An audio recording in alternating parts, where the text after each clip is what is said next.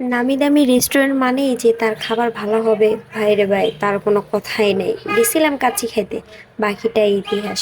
তো আসুন দেখাই আপনাদের কি হয়েছে।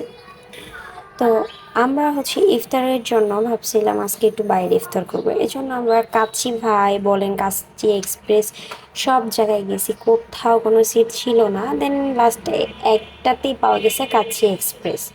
তো এখানে এসে মোটামুটি দেখতেই পাচ্ছেন অনেক মানুষ, মানুষে কোনো সিট নাই, তেমন বুকিং নেই, কিন্তু আমাদেরকে দিয়ে দিয়েছিল দুইটা। তো আমাদেরকে এই যে কাচ্চি রেডি হয়ে গেছিল। কাচ্চি না কি ভাই এটা আমি জানি না, এর চেয়ে বাসায় হয়তো আমি খুব ভালোভাবে বানাইতে পারি। মানে তাদের শরবতটা যে খুব বাজে ছিল, কাচ্চিটাও তো মানে এতটাও টেস্ট না। মাংস কি বলবো, এটা মাংস না অন্য কিছু। দেখেন, মানে দুই হাত দিয়ে টেনে ছিঁচড়েও কখনো এটাকে ছিঁড়া যাচ্ছে না, এত টানার পরেও যেন এটাকে ছিঁড়ে খাওয়া যাচ্ছে না। কাচ্ছির মাংস হবে ভাই পাতলা নরম, যেটা মুখ দিয়ে মানে দেওয়ার সাথে সাথে ঠিক হয়ে যাবে। আর কি একটা অবস্থা, এটাকে বলে কাচ্ছি তাই না?